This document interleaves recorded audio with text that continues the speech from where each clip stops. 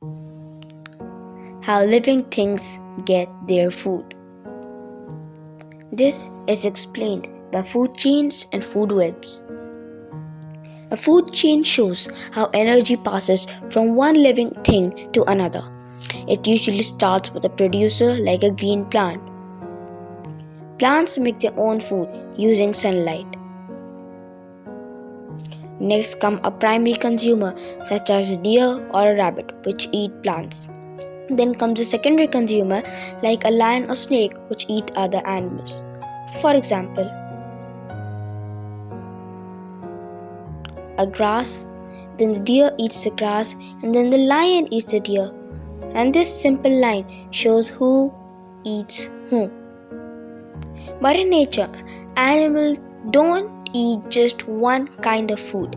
That's where a food web comes. A food web is made up of many connected food chains.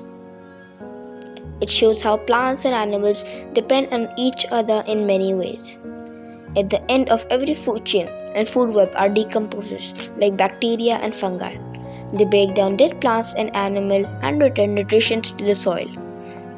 Food chains and food webs help maintain balance in nature.